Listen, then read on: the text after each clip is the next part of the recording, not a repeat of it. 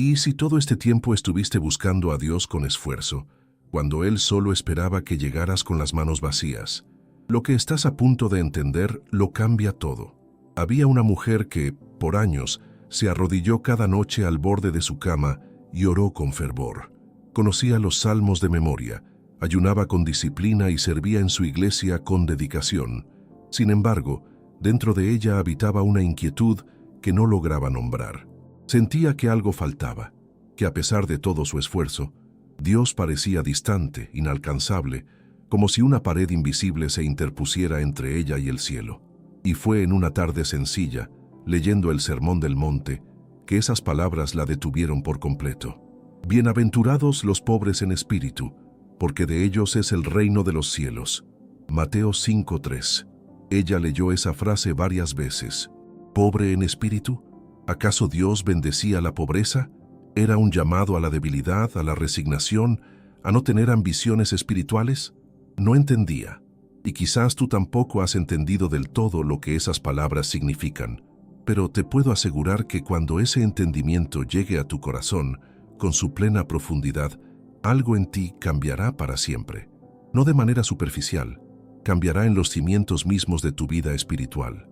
Charles Spurgeon, el príncipe de los predicadores, aquel hombre que llenó el Metropolitan Tabernacle de Londres semana tras semana con miles de almas hambrientas de la palabra, dijo algo que quedó grabado en la historia de la predicación cristiana. Spurgeon enseñó que ser pobre en espíritu no significa tener un espíritu débil o sin vida, sino reconocer con honestidad delante de Dios que en nosotros mismos no hay mérito alguno, que no poseemos nada que nos haga dignos de su presencia. Él insistía en que esta virtud era la raíz de la que brotan todas las demás gracias del creyente. Esta es una de las verdades más contraculturales del Evangelio. Vivimos en una época que celebra la autoconfianza, que aplaude al que se presenta seguro de sí mismo, que premia al que demuestra capacidad, logros y habilidades. El mundo nos dice que debemos mostrarnos fuertes, aparentar que tenemos todo bajo control, que no debemos dejar que nadie vea nuestras grietas. Y esta mentalidad, sin que nos demos cuenta, también se cuela dentro de nuestra vida espiritual. Empezamos a creer que nuestra relación con Dios depende de cuánto hacemos, cuánto servimos, cuánto ayunamos, cuánto oramos. Pero Jesús, al inicio de su sermón más grande, el sermón que definiría los valores del reino de Dios, comenzó con una declaración que va en dirección completamente opuesta. Él no dijo, bienaventurados los seguros de sí mismos. No dijo, bienaventurados los que han alcanzado grandes niveles espirituales. Él dijo, bienaventurados los pobres en espíritu. Y esa palabra bienaventurados, en el griego original, es makarios, que puede traducirse como dichosos, felices, profundamente bendecidos por Dios. No es una felicidad superficial que depende de las circunstancias. Es una bienaventuranza que habita en el interior, que permanece incluso cuando la vida duele. Spurgeon también señaló que la pobreza de espíritu es la puerta de entrada a todas las demás bienaventuranzas. Sin ella, ninguna otra virtud del reino puede florecer de verdad en nosotros. Un corazón que se cree rico en sí mismo, lleno de orgullo religioso o de autosuficiencia espiritual, es un corazón que no tiene espacio para Dios.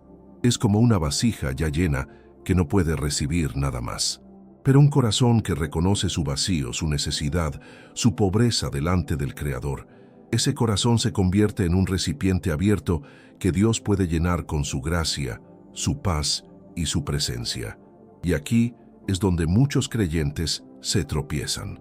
Confundimos la pobreza de espíritu con la baja autoestima. Pensamos que reconocer nuestra necesidad delante de Dios significa menospreciarnos, anularnos, considerarnos indignos de ser amados. Pero eso no es lo que Jesús enseñó. La pobreza de espíritu no nos hace menos, nos hace disponibles, no nos aplasta, nos libera, porque cuando dejamos de intentar impresionar a Dios con nuestros méritos, cuando soltamos el peso del orgullo religioso, algo extraordinario ocurre. Su gracia tiene lugar para entrar, como está escrito en Santiago 4:6. Dios resiste a los soberbios y da gracia a los humildes. No es que Dios no ame al orgulloso, es que el orgullo cierra la puerta de nuestra alma a la gracia divina. El humilde, el pobre en espíritu, es aquel que tiene la puerta abierta, y esa gracia que entra a través de esa puerta abierta es la misma gracia que transforma vidas enteras, que restaura matrimonios rotos, que sana heridas que ningún médico puede tocar y que ningún esfuerzo humano puede alcanzar. Pensemos por un momento en el fariseo y el publicano que Jesús describió en Lucas 18. El fariseo se presentó delante de Dios con una lista de logros espirituales, orgulloso de lo que había hecho, seguro de su propia justicia. El publicano, en cambio, ni siquiera se atrevía a alzar los ojos al cielo. Solo golpeaba su pecho y decía: Dios, sé propicio a mí, pecador. Y fue el publicano, no el fariseo, quien volvió a su casa justificado. La pobreza de espíritu no es una teoría abstracta. Tiene rostro, tiene postura, tiene voz. Y esa voz dice: Señor, sin ti no tengo nada. Si en este momento estás escuchando estas palabras y sientes que algo en tu interior resiste, que una parte de ti reconoce que has buscado a Dios con todas tus fuerzas, quiero que sepas que ese esfuerzo es valioso. Pero hay una diferencia entre buscar a Dios con fervor y creer que ese fervor nos hace merecedores. La búsqueda sincera es hermosa, el mérito propio es una ilusión. Y distinguir entre los dos es el primer paso hacia una vida espiritual verdaderamente libre, donde ya no cargamos el peso de ganarnos lo que Dios quiere darnos por gracia. Si este mensaje está tocando algo dentro de ti, te invito a suscribirte a este canal para que sigas recibiendo mensajes que nutran tu fe y fortalezcan tu caminar con Dios. Y si quieres ir aún más profundo en tu intimidad con Él, en el primer comentario fijado encontrarás el enlace a nuestro ebook 21 días para restaurar tu intimidad con Dios. Es una guía práctica y espiritual que puede ser exactamente lo que tu corazón necesita en este momento. La pobreza de espíritu no es algo que se alcanza de un día para otro. No es una decisión que se toma una sola vez y ya queda resuelta para siempre. Es más bien un camino, una disposición del corazón que se va profundizando a medida que conocemos más a Dios y nos conocemos más a nosotros mismos. Y en ese camino, inevitablemente, nos encontramos cara a cara con uno de los mayores obstáculos que enfrenta el creyente: el orgullo espiritual. El orgullo espiritual es quizás la forma más peligrosa de orgullo porque se disfraza de devoción. Se oculta detrás de años de servicio, de conocimiento bíblico, de disciplinas religiosas. Es el orgullo que no dice «soy mejor que todos», sino que susurra más sutilmente «yo al menos soy más fiel que muchos». Es la satisfacción silenciosa de quien compara su caminar con el de otros y sale bien parado en esa comparación. Y lo más difícil es que desde afuera ese orgullo se ve exactamente igual que la santidad. No hagáis nada por contienda o por vanagloria, antes bien con humildad, estimando cada uno a los demás como superiores a él mismo. Filipenses 2:3. Esta palabra del apóstol Pablo llega como una luz que ilumina los rincones más oscuros de nuestra vida interior, porque todos podemos reconocer el orgullo grosero, el que se jacta abiertamente. Pero el orgullo espiritual vive en los rincones, vive en la forma en que juzgamos la fe de los demás, vive en la incomodidad que sentimos cuando alguien que consideramos menos espiritual recibe una bendición que nosotros no hemos recibido, vive en la resistencia a ser corregidos, enseñados o desafiados en nuestra comprensión de la fe. Y aquí es donde la pobreza de espíritu actúa como medicina, porque el pobre en espíritu no compite, no necesita demostrar nada, no construye su identidad sobre sus logros espirituales, sino sobre la gracia de Dios que lo sostiene cada día. Para él, el otro creyente no es una medida contra la cual compararse, sino un hermano al que amar, del cual aprender, con quien caminar hacia el mismo Padre. Esa es una libertad que muy pocos conocen, pero que todos anhelan en lo profundo de su ser. Pensemos en el rey David. Era un hombre ungido por Dios, un guerrero poderoso, un poeta inspirado, el rey más grande que Israel haya conocido. Y sin embargo, en el Salmo 51, después de su caída más profunda, escribe estas palabras que resuenan a través de los siglos. El sacrificio que le agrada a Dios es un espíritu quebrantado, al corazón contrito y humillado, oh Dios, no lo despreciarás. David, con todo su poder, con toda su unción, con todos sus logros, entendió que lo que Dios más valora en un ser humano no es la grandeza exterior, sino la humildad interior, no el trono en el que se sienta, sino la postura de su corazón delante del Creador. Y esa misma verdad se aplica a ti y a mí hoy. No importa cuántos años lleves caminando con Dios, no importa cuántos versículos hayas memorizado, cuántos ayunos hayas completado, cuántas personas hayas llevado al Señor.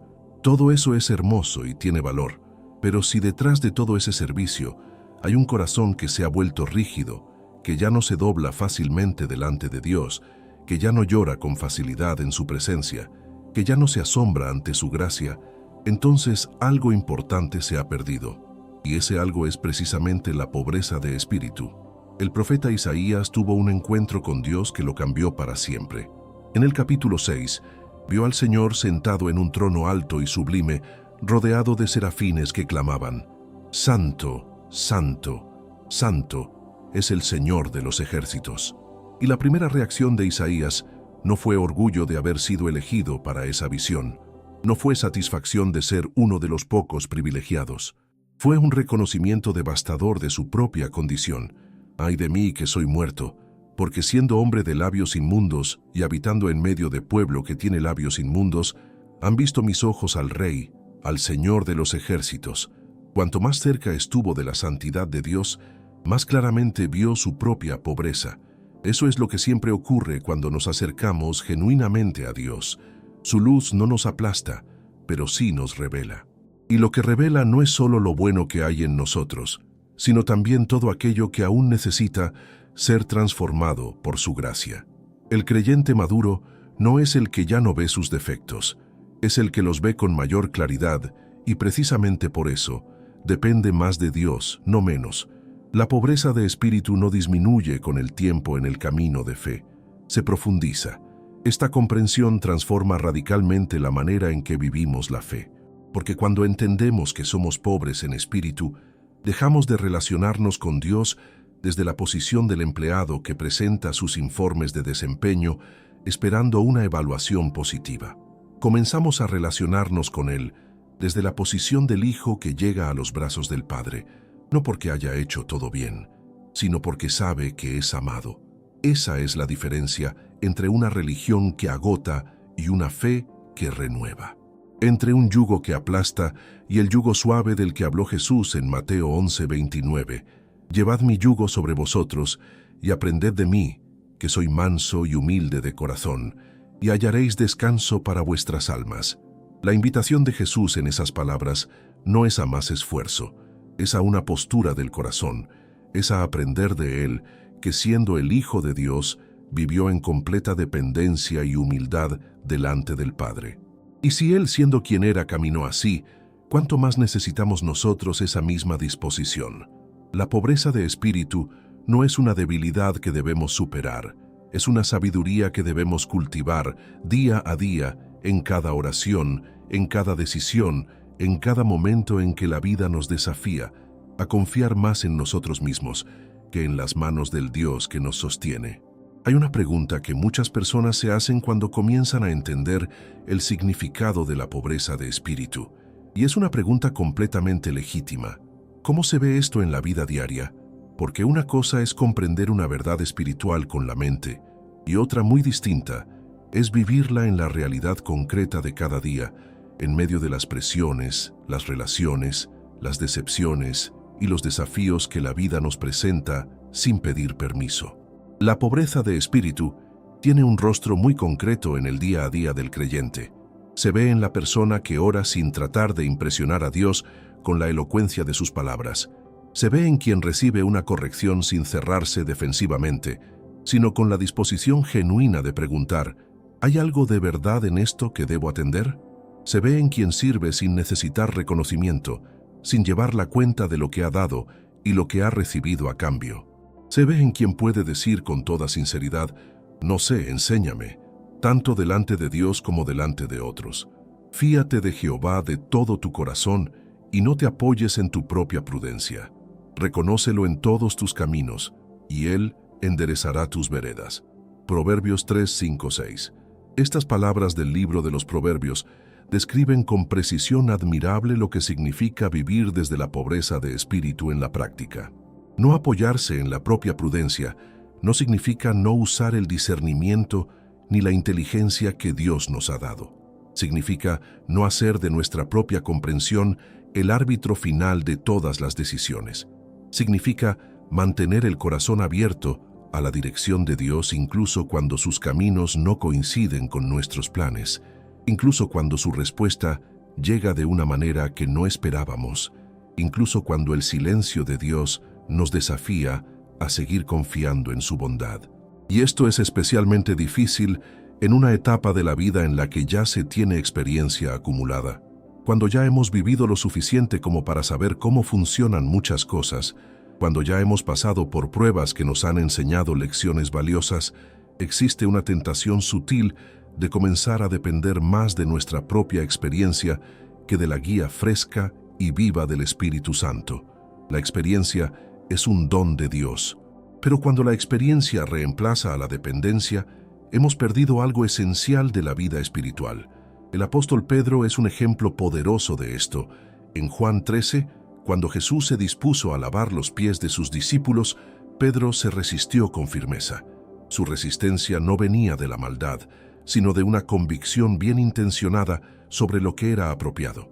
Él tenía una idea clara de cómo debían ser las cosas, de cuál era el lugar del maestro y cuál era el del discípulo.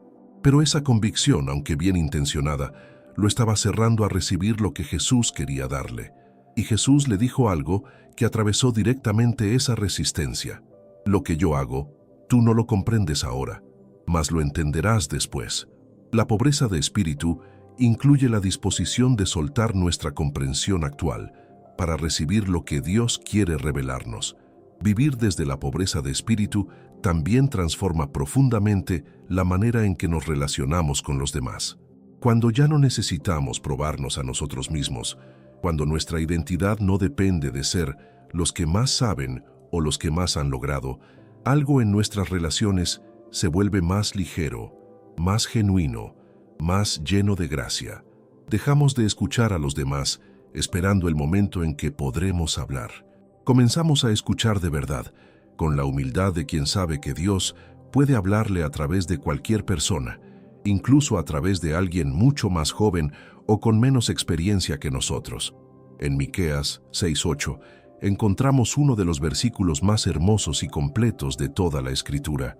Oh hombre, Él te ha declarado lo que es bueno y que pide Jehová de ti, solamente hacer justicia y amar misericordia y humillarte ante tu Dios. Esa última frase, humillarte ante tu Dios, no es una condición opcional del camino espiritual. Es parte esencial de lo que Dios mismo define como vivir bien. No es un complemento al servicio, a la justicia y a la misericordia. Es el suelo del que todo lo demás brota. Sin esa humildad, la justicia se convierte en rigidez. La misericordia se convierte en condescendencia. El servicio se convierte en transacción. Pero cuando la humildad está presente, cuando la pobreza de espíritu es real y no solo una postura exterior, entonces la justicia que practicamos viene del amor, no del orgullo. La misericordia que ofrecemos viene de haber recibido misericordia, no de sentirnos superiores a quien la necesita. Y el servicio que damos fluye de un corazón agradecido que sabe que todo lo que tiene es gracia. Esa es una vida que no agota. Es una vida que se renueva en cada encuentro con Dios, en cada momento de dependencia genuina, en cada decisión de soltar el control y confiar en sus manos. Hay algo más que la pobreza de espíritu produce en nosotros, y es una capacidad renovada para maravillarnos. El corazón orgulloso se acostumbra, toma por sentado la gracia, la salud, las relaciones, la palabra de Dios. Pero el corazón pobre en espíritu conserva esa capacidad de asombro que hace que cada mañana sea una nueva razón para dar gracias, que cada versículo conocido de memoria pueda de repente hablar de una manera completamente nueva, que cada momento de la presencia de Dios sea recibido como el regalo inmerecido que realmente es. Las lamentaciones de Jeremías, escritas en medio de la devastación más profunda, contienen una de las declaraciones de fe más asombrosas de toda la Escritura. En el capítulo 3, versos 22 y 23 dice: «Por la misericordia de Jehová no hemos sido consumidos, porque nunca decayeron sus misericordias. Nuevas son cada mañana. Grande es tu fidelidad».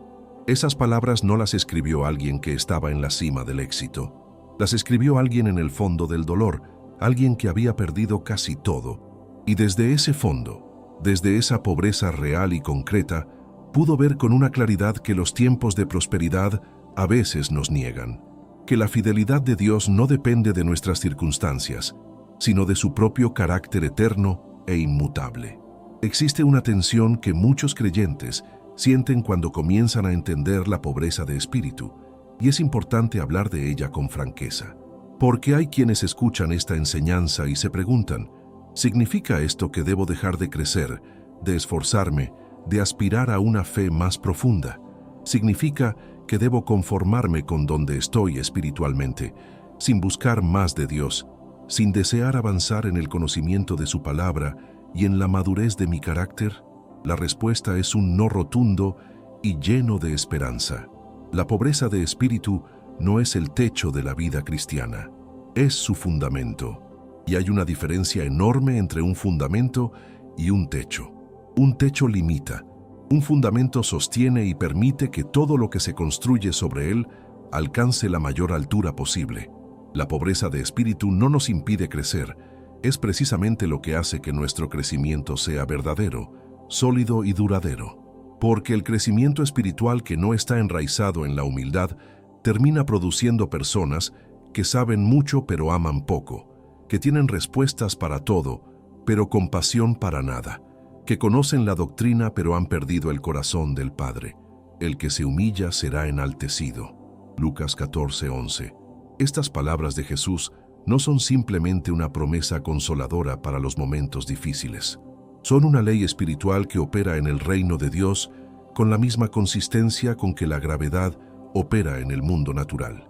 El que se humilla será enaltecido, no el que se esfuerza más, no el que acumula más conocimiento, no el que sirve con mayor visibilidad, el que se humilla, porque la humildad crea el espacio en el que Dios puede obrar libremente, sin la resistencia del orgullo que quiere atribuirse a sí mismo lo que solo a Él le pertenece. Pensemos en lo que significa crecer espiritualmente, desde la pobreza de espíritu.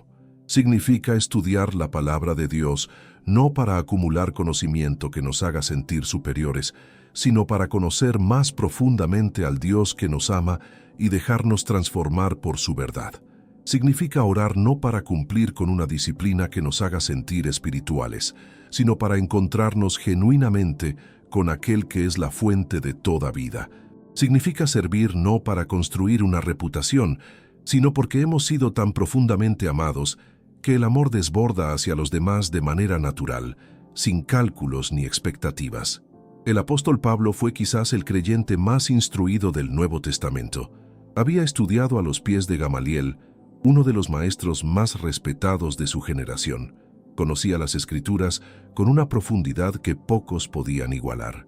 Y sin embargo, en Filipenses 3, después de enumerar todas sus credenciales religiosas y académicas, dice algo que sacude los cimientos de cualquier orgullo espiritual. Pero cuantas cosas eran para mí ganancia, las he estimado como pérdida por amor de Cristo. Y ciertamente, aún estimo todas las cosas como pérdida por la excelencia del conocimiento de Cristo Jesús, mi Señor. Pablo no llegó a esa conclusión al comienzo de su camino. Llegó después de años de conocer a Cristo, de sufrir por Él, de experimentar su gracia en los momentos más oscuros. La pobreza de espíritu en Pablo no fue punto de partida solamente, fue también punto de llegada y de profundización constante. Y eso mismo es lo que nos espera a nosotros. Cuanto más caminamos con Dios, cuanto más nos exponemos a su luz, cuanto más experimentamos su gracia en medio de nuestras propias limitaciones y fracasos, más profunda se vuelve nuestra comprensión de cuánto lo necesitamos, no porque seamos menos, sino porque vemos más claramente. Un niño pequeño no sabe lo que no sabe, pero un adulto maduro puede reconocer con claridad las dimensiones de su propia ignorancia. De la misma manera, el creyente maduro no es el que ya no necesita a Dios. Es el que sabe, con una certeza que ninguna experiencia puede sacudir, que lo necesita en cada respiración, en cada decisión, en cada momento del día. Esta verdad también tiene una dimensión comunitaria que no podemos pasar por alto. La pobreza de espíritu no es solo un asunto entre el creyente y Dios en la intimidad de su cuarto de oración. Se expresa también en la manera en que participamos en la comunidad de fe. En 1 Pedro 5:5 está escrito: «Revestíos de humildad, porque Dios resiste a los soberbios y da gracia a los humildes». Revestirse de humildad es una imagen poderosa. La humildad no es algo que simplemente aparece en nosotros de manera automática. Es algo que elegimos ponernos cada día, como quien elige la ropa que llevará, consciente de que esa elección dice algo sobre quién es y cómo quiere relacionarse con el mundo. En la comunidad de fe, la pobreza de espíritu se ve en quien escucha el sermón del domingo, no como juez que evalúa la calidad del mensaje, sino como discípulo que pregunta: «Señor, ¿qué me estás diciendo a mí hoy?». Se ve en quien puede recibir el consejo de un hermano o una hermana sin interpretarlo como una amenaza a su autoridad espiritual. Se ve en quien puede celebrar genuinamente el crecimiento y los logros de otros, sin que la comparación despierte amargura ni envidia en su corazón. Se ve en quien puede pedir perdón y otorgarlo con la misma disposición, porque sabe que él mismo vive de la misericordia de Dios cada día. Ser pobre en espíritu también significa vivir con las manos abiertas delante de Dios.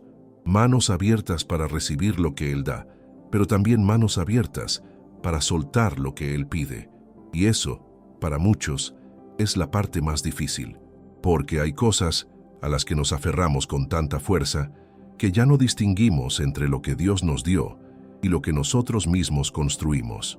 Hay planes, sueños, relaciones, posiciones, formas de hacer las cosas que se han vuelto tan centrales en nuestra identidad que la sola idea de soltarlos nos llena de temor. Pero Jesús dijo en Mateo 10:39, «El que halle su vida la perderá, y el que pierda su vida por causa de mí la hallará». Esa paradoja está en el corazón mismo de la pobreza de espíritu.